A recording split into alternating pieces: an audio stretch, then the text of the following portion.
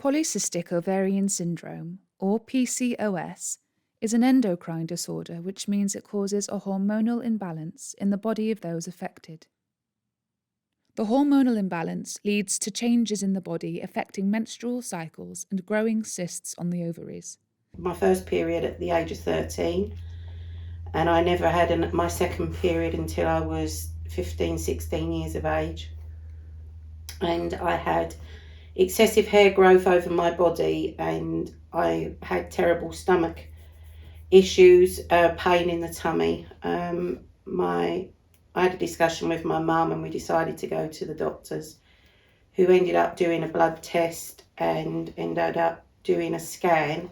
And then at the age of 14, that's when I got diagnosed. I think I had my first period when I was 13, 14. And then I didn't have another one for at least a year. And because I hadn't had anything in that year, my mum suggested that I went and had blood tests and potentially ultrasounds to see whether I do have PCOS. I was in year 5 when I had sort of issues with my periods. They were quite heavy. I used to get quite bad abdominal pain where I'd be like curled up in a ball. And after that I went into high school. My periods were quite erratic, so I could go without a period for about a year. PCOS affects up to 10% of women worldwide and affects 1 in 10 women in the UK. Though very commonly seen, it is still unknown as to the direct cause of PCOS. All that is known is that it is hereditary, so can be passed down to offspring. To be diagnosed with PCOS, you need to show at least 2 of 3 main symptoms. These are irregular periods, so you do not bleed monthly as is normal of the female anatomy. To have higher androgen levels in your body. This is a higher than normal level of predominantly male hormones. And enlarged ovaries containing follicles. These are small sacs filled with fluid inside the ovaries, and they secrete hormones that affect your menstrual cycle. I had terrible hair growth over my face, excessive hair growth, the normal on my arms and hands and on my legs. And I even had hair on the bottom of my back and my belly. I couldn't lose weight. I've always had an issue with losing weight. Ironically, in the last 6 months is the only time that I've managed to be able to sustain, to lose weight and do it a lot in a short space of time. But it's required a lot of hard work and finding the right diet. You don't really feel very feminine. And it's hard to sort of just have people understand where you're coming from, because constantly having to shave, and it's quite emotional dealing with it. You sometimes suffer with weight gain, and it's not always easy to lose weight. I didn't feel completely comfortable with my girlfriends because they all had the perfect face with no hair, and I had the hair, and I wanted to wear my hair up, but I felt I couldn't because I had the hair around the sides and the chin, so I didn't want to expose people to make fun of me, basically. I've been lucky in respect to the hair growth. I've not necessarily, my hair's blonde, so it's not as obvious. I do have a lot of hair growth, but it's blonde, so it's not as obvious to be seen. And I get really bad acne. What I did as a kid, not so much now, but I still do get very bad acne. I was newly dating my current partner, and he would sort of go like that on my face, and I would sort of be like, oh, don't do that.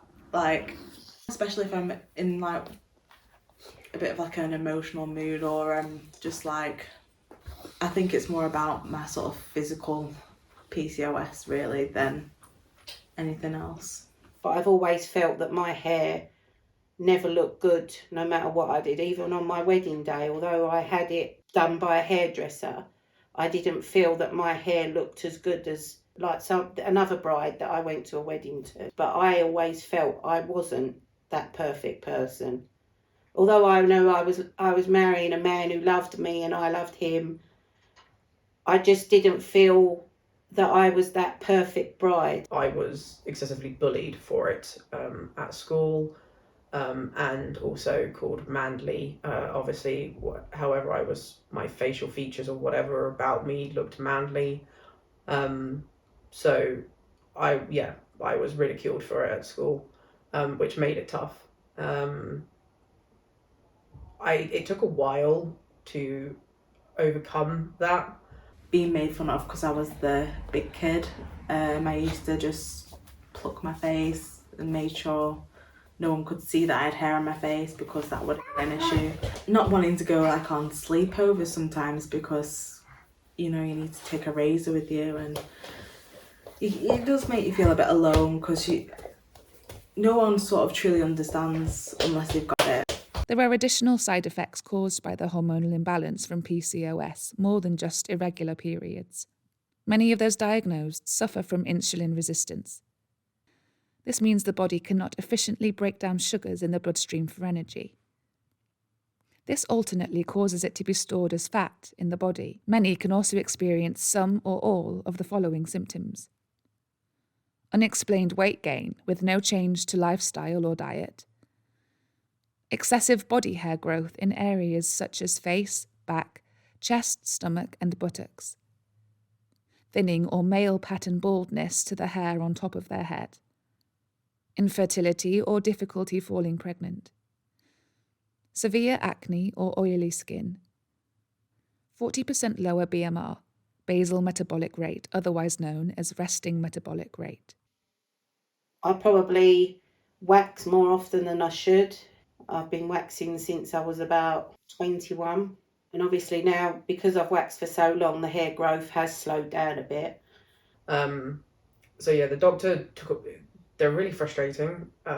She wouldn't send me, as much as I told her to send me to a gynecologist, she wouldn't refer me.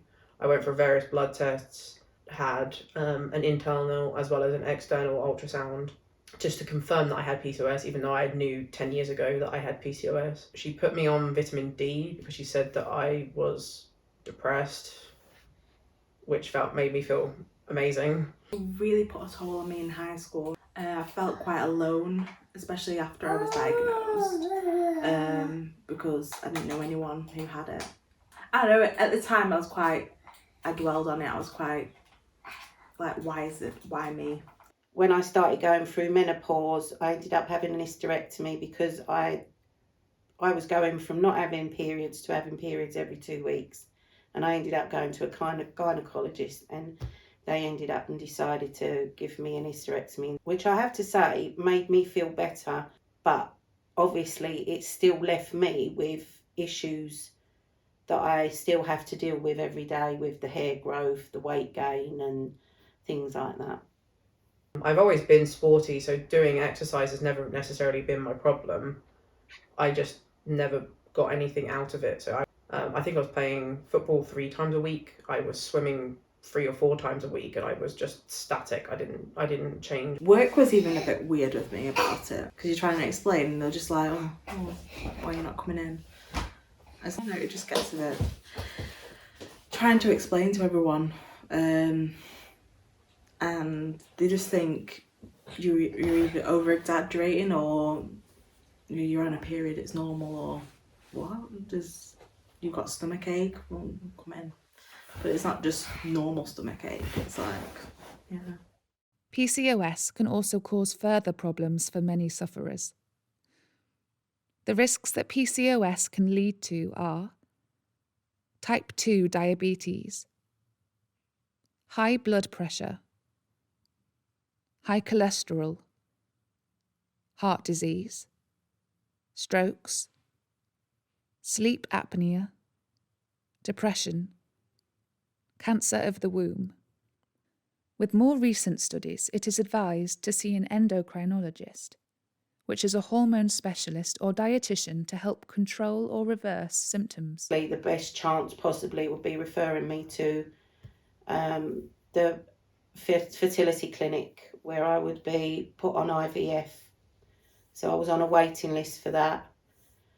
And so we just went away on holiday, enjoyed the holiday. And then next thing I know, I come back and I found out I was pregnant with my first daughter, which was absolutely over the moon. It couldn't have been any happier. Every person who has PCOS is the same, and their body reacts differently to it. So some, like my cousin has it, and she's gone and had two children naturally. She pretty much got pregnant as soon as they started trying, where I've been trying for 2 years and been unsuccessful. So it's different from person to person, and I don't think GPs necessarily understand that. I just kind of felt a bit, I don't know, kind of stripped away of my womanhood in a sense, because they said I couldn't get pregnant. So, but that was not true, because I've got this little man here. When we tried again, it was about 3.5 years after the second baby, I was put on Clomid and metformin again, which I did fall pregnant again, but unfortunately I lost that. I miscarried the third one. So, and then I've never tried again, because I just didn't want to go through the heartache of going through another chance of miscarriage. The problem when you get diagnosed, they just think, yeah, you have it, deal with it. They don't really give you anything to help, other than putting me on the contraceptive pill to sort of, regulate my periods. I guess I just dealt with it. But they said my cysts were rupturing when I was having like really bad stomach aches, where I'd be like sort of not over. So I was off school with things like that. Really bad periods, doctor's appointment. Fertility assistance still relies on the BMI system to determine who is entitled to gain help. But even those who are able to gain help or fall pregnant become at a higher risk of certain complications such as preeclampsia, miscarriage, gestational diabetes, hypertension. Once getting past all these complications, it is still possible to then pass PCOS down to children.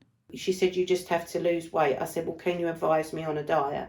And she said, well, let's put it this way. If I locked you in a prison cell and just fed you on bread and water, you'd lose weight. And that was the help she gave me. And she said she wouldn't see me again until I lost weight. So I left that absolutely deflated, that appointment, and she made me feel 10 times worse already. The fact that I couldn't have a child that I felt naturally.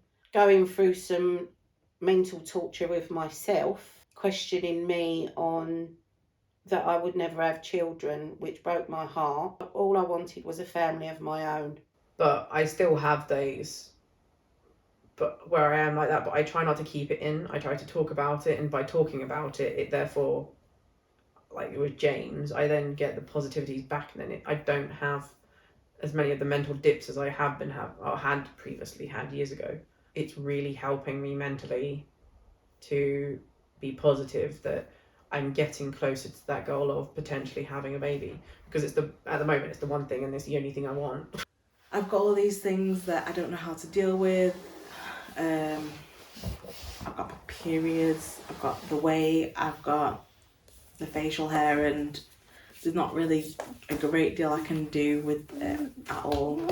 So I don't think it was dealt with the best way. I spoke to my mum, and she was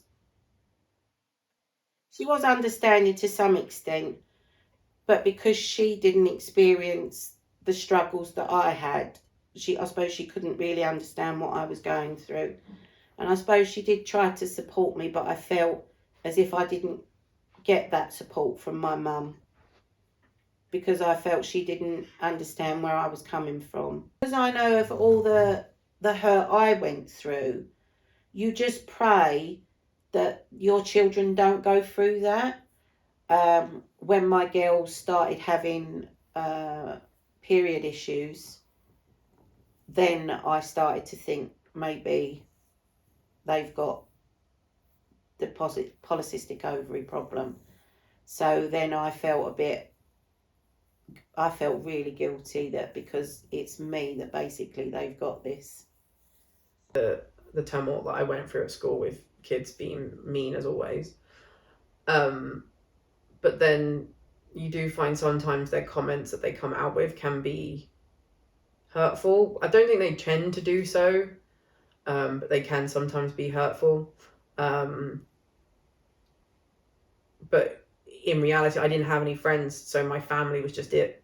So that's all I had, and so they were as supportive as they can be in those situations. It's not just affecting me myself, it's affecting my family, and the way how if I'm feeling down, it's sort of they're trying to sort of help me, and just the sort of time through different appointments or different struggles I'm having personally, it puts not just a toll on me but a toll on my family, I guess, because no one likes seeing someone upset, or they want to help but they can't help, and it can get kind of rough on people. And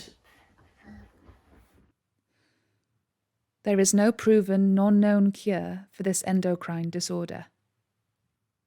Many people who suffer with PCOS are often searching for the feeling of normality, being able to present themselves outwardly as normal or feel internally normal, finding a way to cope with the challenges they have been presented in life. I feel as if I battled with PCO and I won. I beat it, and I'm a proud mum of 2 daughters. And also I found a man who loved me for who I am. He loves me for me, no matter. Basically, he loves me for me. And he don't think anything of my hair or my body. He just loves me. And the fact that I had 2 daughters that I never ever thought I would ever have, I think is the biggest accomplishment I've ever had in my life. And I just really wish that they knew how proud I am of them. Sorry.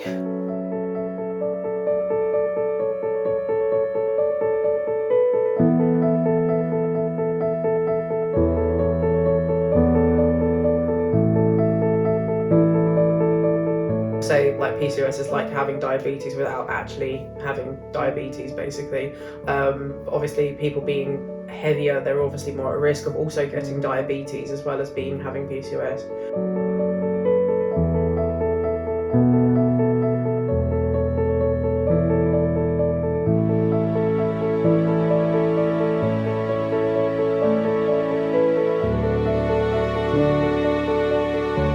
at the time my doctor said you need to stop eating cake to me, and I was thinking to myself, I've not even had a piece of cake for months, and I just sort of came home and sort of cried.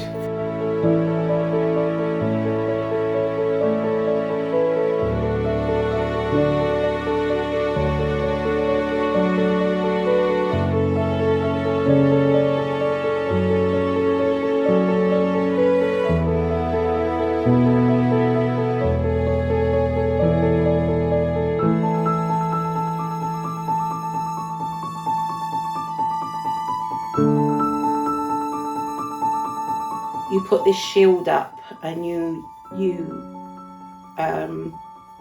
try to make yourself accept in society, to conform to the normal, I suppose, is what you really do. And at the end of the day, what is normal?